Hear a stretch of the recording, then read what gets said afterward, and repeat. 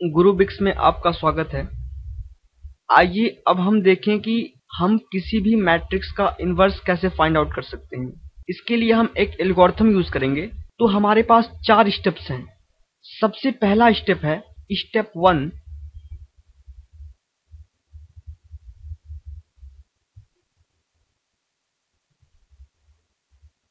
सबसे पहले जिस मैट्रिक्स का हमें इन्वर्स फाइंड आउट करना है उसका डिटर्मिनेंट फाइंड आउट कीजिए। That means find determinant of A. Step 2 में क्या करना है? स्टेप 2 में हमें चेक करना है कि जो डिटर्मिनेंट हमने निकाली है उसकी वैल्यू क्या है। अगर उसकी वैल्यू 0 है तो हम कहेंगे कि मैट्रिक्स सिंगुलर है और उसका इन्वर्स एग्जिस्ट नहीं करेगा। अगर determinant of a non zero है तो हम स्टेप 3 के लिए प्रोसीड करेंगे। तो if determinant of A is equals to 0,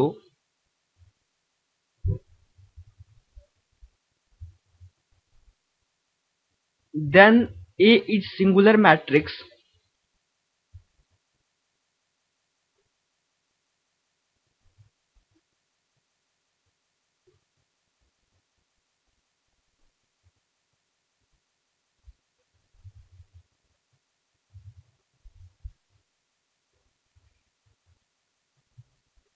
and hence not invertible.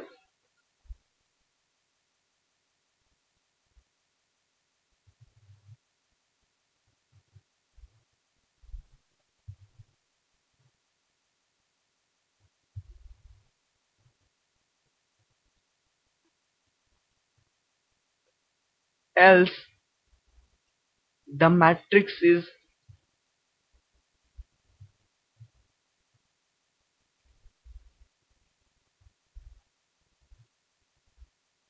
invertible.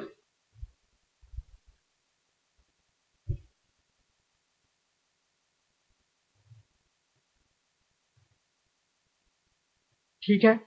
Step 2 बहुत सिंपल है।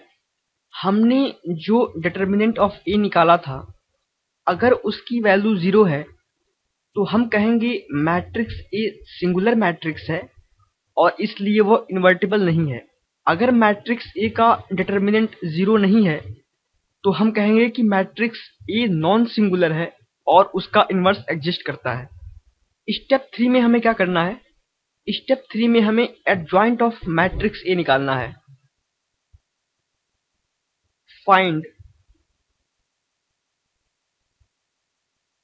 Adjoint of matrix A. और हम जानते हैं कि एडजॉइंट ऑफ मैट्रिक्स ए कैसे निकलेगा। सबसे पहले मैट्रिक्स ए के जितने भी एलिमेंट्स हैं उनका कोफैक्टर निकालिए और उन सारे कोफैक्टर्स को एक मैट्रिक्स में रिप्रेजेंट कीजिए और उसके बाद जो मैट्रिक्स ऑफ कोफैक्टर बनती है उसका ट्रांसपोज लीजिए और वो हो जाएगा एडजॉइंट ऑफ मैट्रिक्स ए। तो स्टेप 3 में हमें एडजॉइंट ऑफ मैट्रिक्स ए निकालना है और स्टेप 4 में हमें ये फॉर्मूला यूज करना है जो कि बहुत ही सिंपल सा फॉर्मूला है। Step 4 A inverse is equals to 1 by determinant of A into adjoint of ए।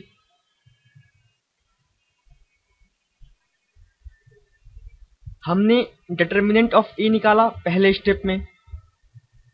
दूसरे स्टेप में चेक किया कि डिटर्मिनेंट ऑफ ए 0 है या नॉन जीरो है। अगर 0 है तो ये 1 बाई 0 होगा, that means infinity. So inverse does not exist. अगर ये नॉन जीरो है तो हम स्टेप 3 के लिए प्रोसीड करेंगे और स्टेप 3 में हमें क्या करना है? एडजॉइंट ऑफ ए निकालना है। हमें एडजॉइंट ऑफ ए मिल गया, डिटर्मिनेंट ऑफ ए मिल गया, तो उसकी सहायता से हम इनवर्स ऑफ मैट्रिक्स निकाल सकते हैं।